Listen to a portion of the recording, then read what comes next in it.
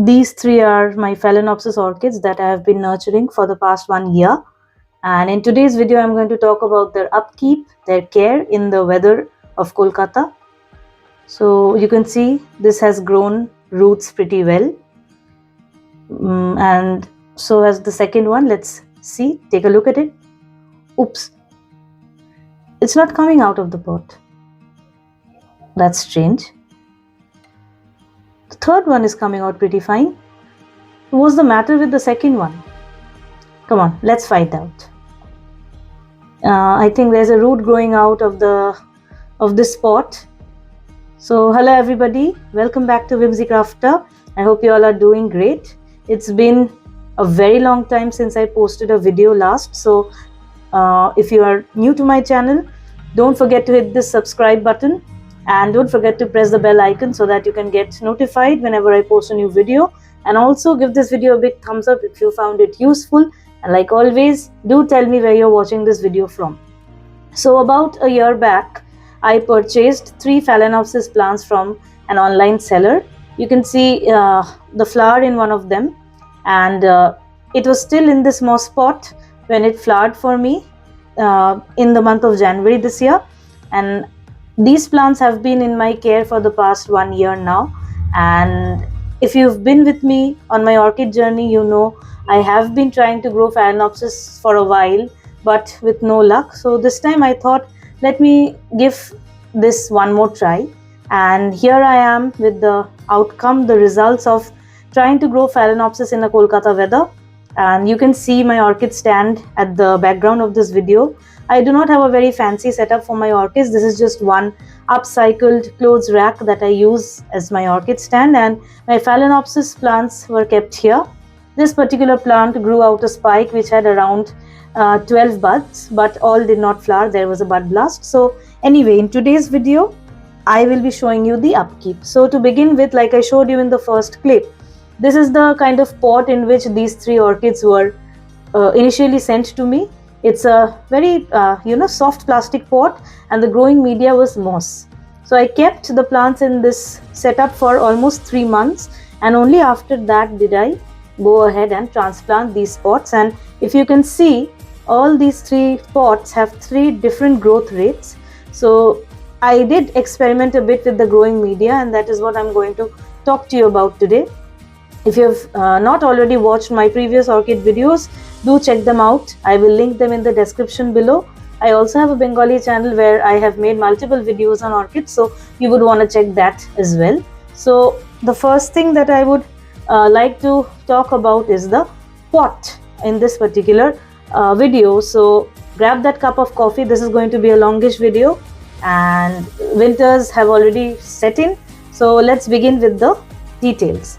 So first thing is the pot. As you can see, these plants are growing in a double pot setup. The outer pot is a terracotta one, and the inner one is a transparent plastic one.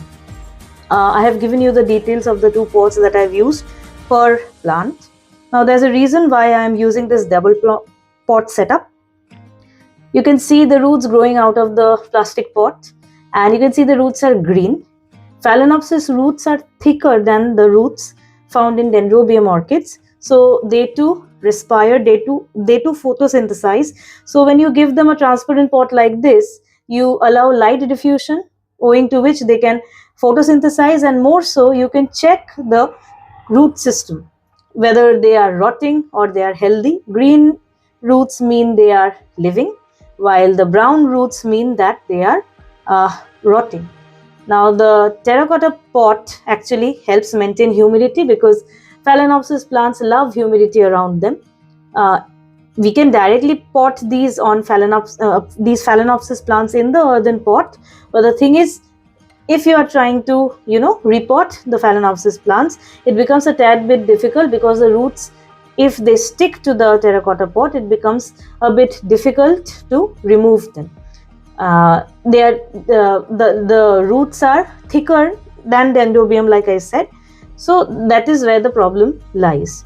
So the second pot on my left is in a similar setup, but I have used a different kind of media. You can see an aerial root sticking out of it, and it's a growing root, while that one over there is a mushy brown root, which means that's an old rotten root. Okay, so here too you see what happened. A root from this particular pot, went ahead and stuck itself in the pot adjacent to it. That is the pot in the middle, and I got a bit impatient and tried to dislodge this root from there, and I lost the root tip. It was a perfectly growing plant. Nonetheless, the plant seems to be very happy in the media that I have potted it in, and you can see so many roots have grown, and the plant has responded really well. For the past 1 year, I haven't taken much care of it. I haven't fertilized it much. It has received ample amount of rainwater from under the green net shed, but I haven't fertilized it much. I haven't used any pesticides on this much, and whatever the plant has done for itself is surely on the basis of its adaptation. There is no extra credit that I can claim. So I think the media has had a big role to play in this, and the plant has really survived well and adapted well to the Kolkata climate over here. So you can see this one, and now coming to the final middle pot. So in the first opening clip, I showed you that the pot is not dislodging itself from the terracotta pot. Now look at the size of the leaf that this plant has grown, and it's still not coming out. I'll try to show you a close-up to prove why it's not coming out. Can you see these green root tips over here? And you can see the roots have already started sticking out of the terracotta pot. Now what has happened is this particular plant has had such a nice root growth that the roots have grown out of the plastic pot and clung into the terracotta pot. So that is where the problem lies. If I try to dislodge the plant now, I will lose a lot of roots and the plant will go into shock. So that is the reason. Now coming to the media, this is the first pot. In the first pot, I have mainly used pine block shavings, leca, and some charcoal. Recently, there was some carpentry work on at home, and the wood that was used was pine block board. Since most of you are aware of the fact that Phalaenopsis does very well in pine bark chips, so I thought, why not give the shavings from the pine block board a try? But I did not use it the way it is right away. I first washed it very thoroughly in water, soaked it in water, dried it, and then I soaked it in a second soak of fungicide water, dried it thoroughly, then used it in the mix.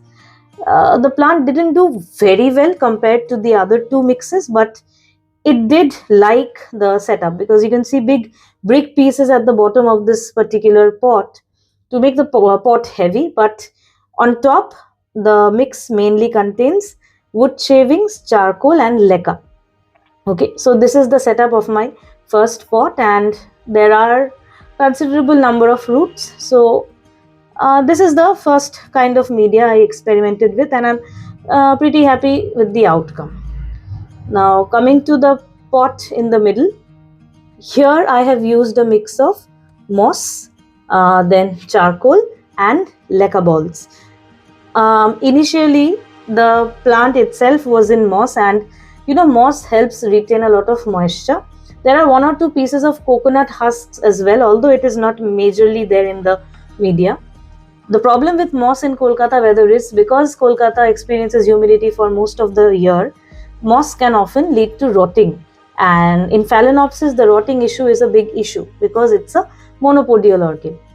Now, coming to the third mix, in the third mix, I have mixed a bit of all the kind of materials. Okay, there is moss, leca, charcoal, broken brick pieces, and a few, pine wood shavings as well. And this one's root has really responded well enough. So these are the 3 potting mixes that I tried. These plants were kept under a green net shed. They received ample water during monsoon. This time it rained heavily in Kolkata, and they received ample moisture. And I did not face a lot of pest issues with these plants.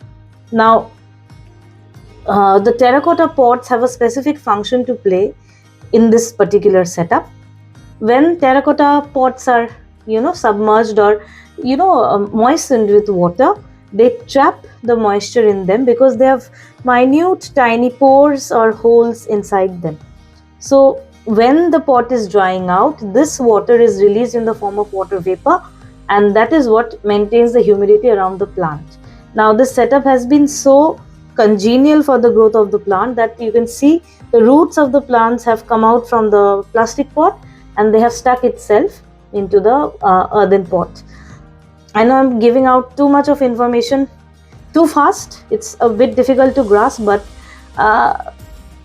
it's been a long time since I've posted a video, so I'm trying to get back in tune with the way I narrate. So kindly bear with me. If you have any queries or suggestions about growing Phalaenopsis orchids, do let me know in the comments below. Okay, so this is a healthy root tip that I lost from the plant on the extreme left because I was a bit too excited to make a new video on it. And see, I'm not telling that this is the be all and end all method of growing Phalaenopsis. Many people grow Phalaenopsis directly in the earthen pots. I found it a bit difficult to do so because I am not a regular waterer when it comes to orchids. Okay, so I ignore them and I see that they thrive better in my microclimate. So there are multiple ways. This is one way. Okay, what might work for other parts of the world might not work for my part of the world. So you have to keep experimenting to find out which particular method works for you. So let me know in the comments below where you're watching this video from. I'm so sorry for having disappointed you people by not posting so long. A lot of things have been happening in life, and catching up with them and then making a video has been a bit difficult for me, but I'm trying to bounce back. Please bear with me. I thank you for your enormous support for all these videos that I've already posted. You keep showing me so much love for the content that I have already posted for you. So I am really grateful to have you as my extended family. I'm just a few subscribers away from hitting 25k, so do bear with me. So these are a few aesthetic shots that I have tried to capture under my humble attempt. I shoot, edit, upload, do everything regarding the videos on my own. So I don't have that pro touch, I know, but I try to focus on quality over quantity. That has always been my motto, and my content will be always free for you people. So thank you for your continued support. Do keep showing your love and support for me, and tell me in the comments below what other videos you would like to watch on my channel. So thank you so much for watching. Take care and happy gardening.